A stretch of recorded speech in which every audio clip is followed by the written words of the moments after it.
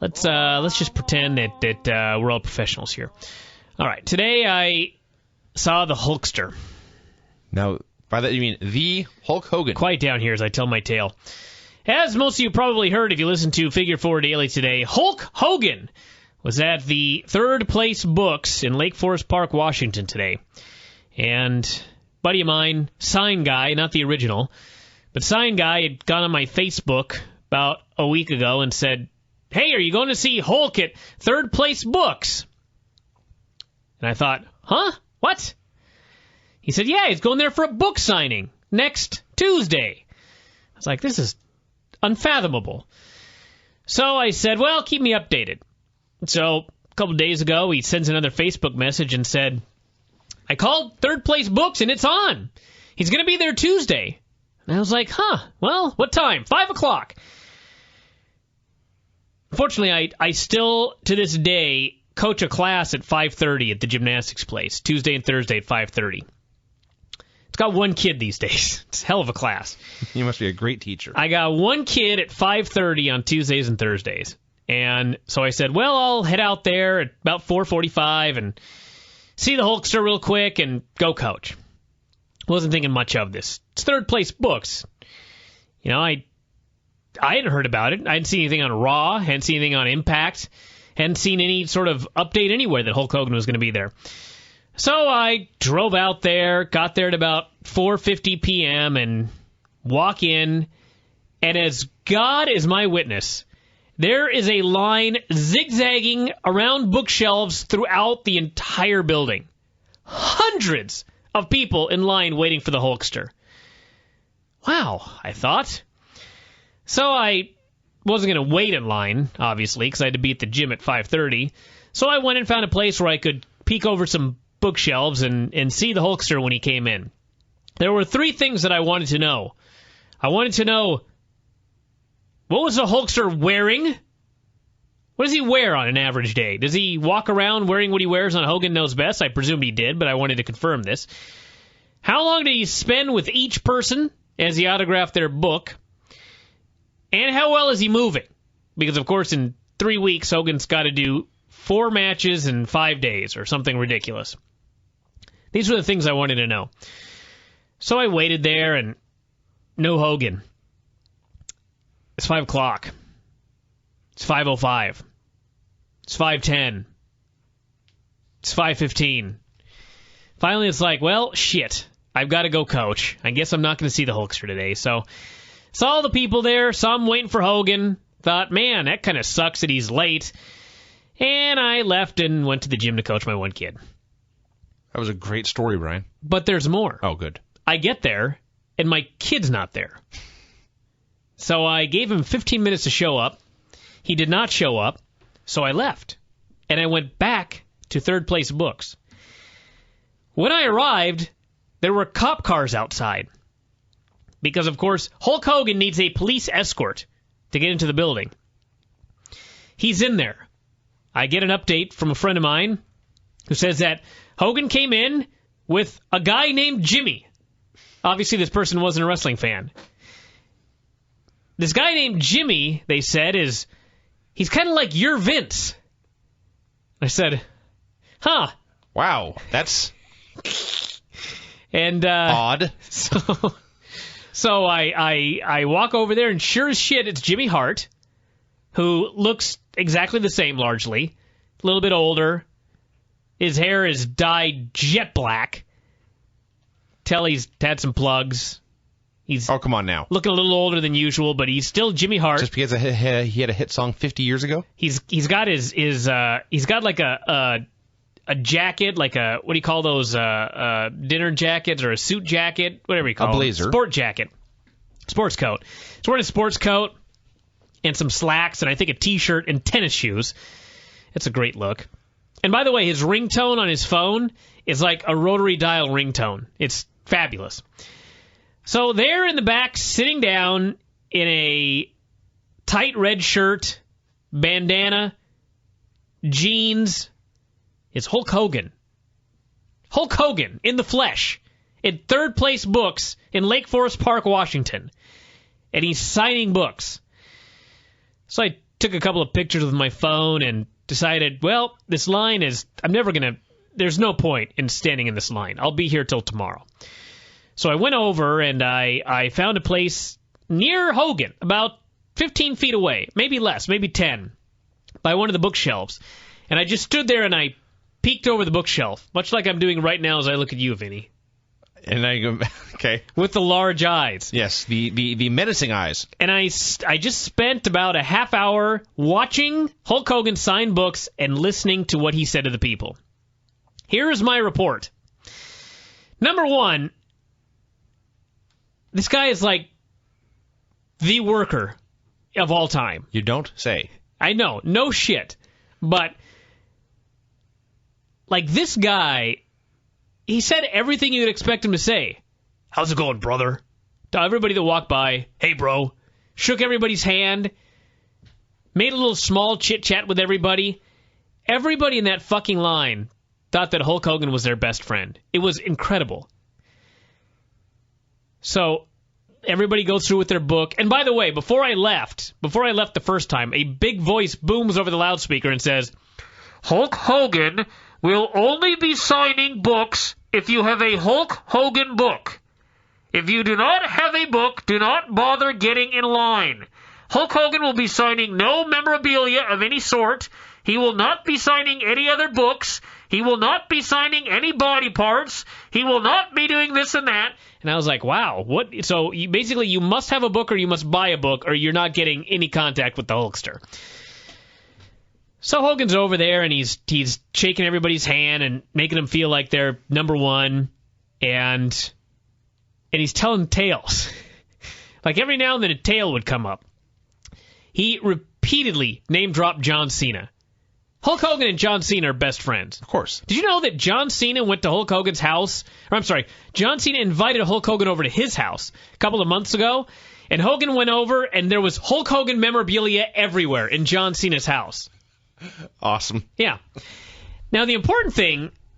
Oh, and by the way, Randy Orton, he said, my last match in WWE was with Randy Orton at SummerSlam. And before that, I wrestled Randy Orton's father. And in 1977, I wrestled Randy Orton's grandfather. Telling these stories straight-faced. Mm-hmm. So, the one important thing about this was nearly every single person that came by, I swear to God, everybody, Hulk Hogan said, do you watch TNA? A lot of people said no.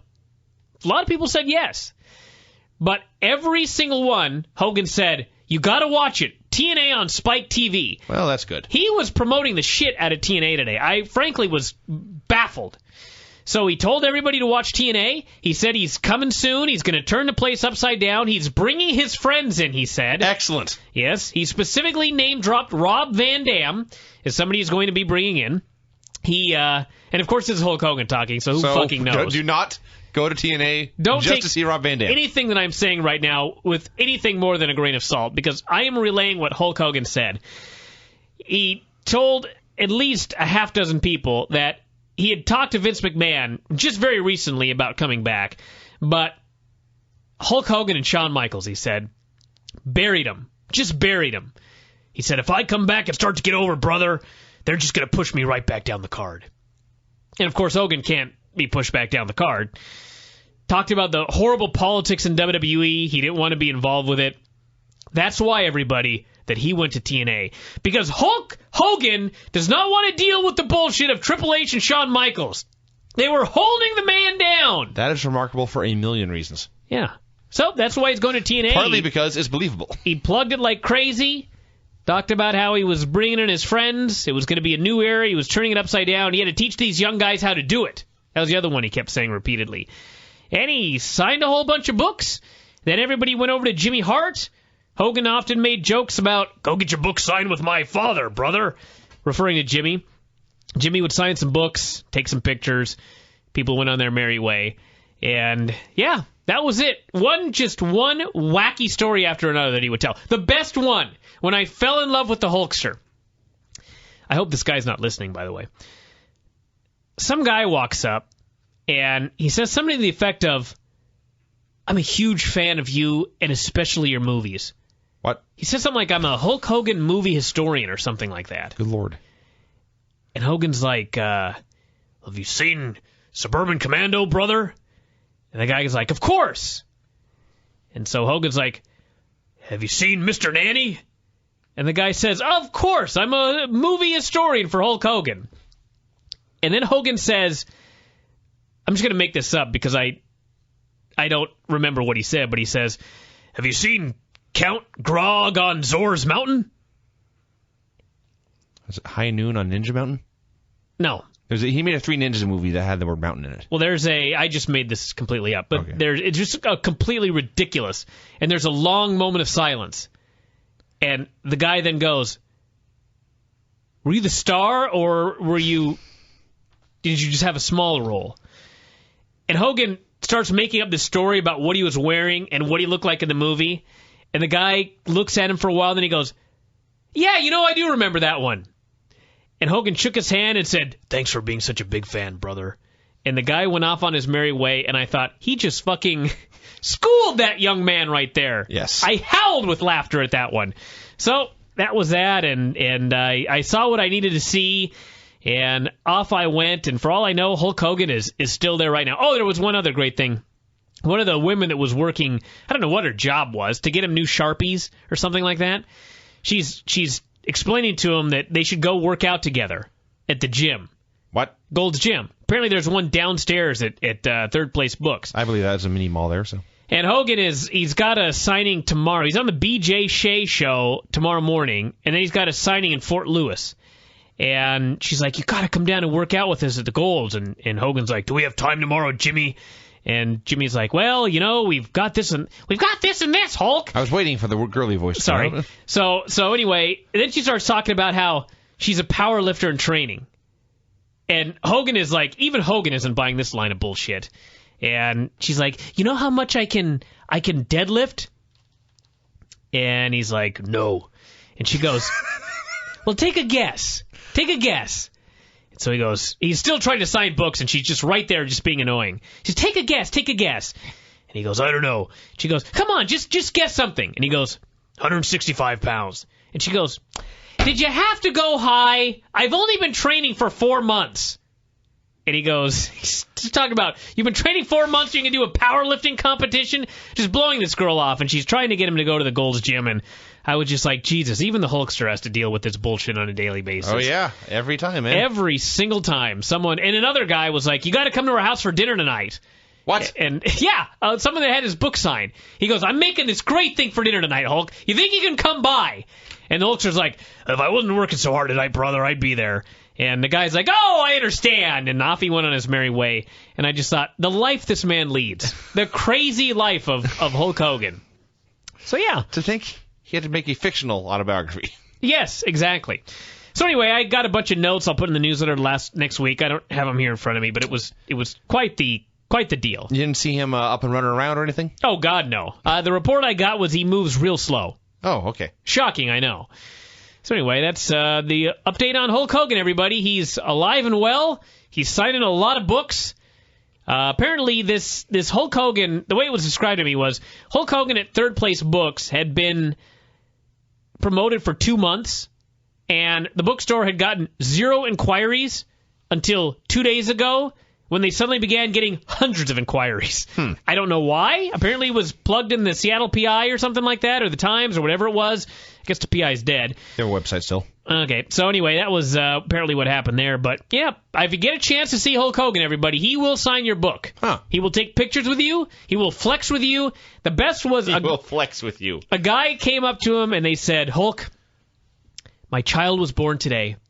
It is the anniversary of his 0th birthday, or something crazy like this. And he goes, will you cut a promo for my son? And he had a camera there, a video camera.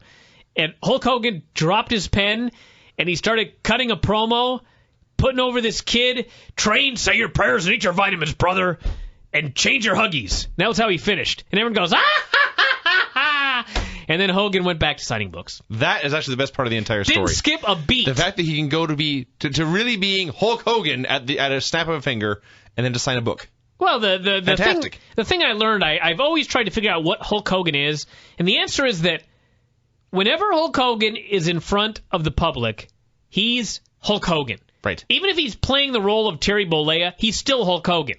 So his job is to be full of shit. Yes. His job is to be a worker at all times. I think he knows that if he's not a worker, he's not Hulk Hogan. And who the fuck wants to see a guy who's not Hulk Hogan play Hulk Hogan? So he just goes out there all the time, and he's always full of shit. Completely full of shit.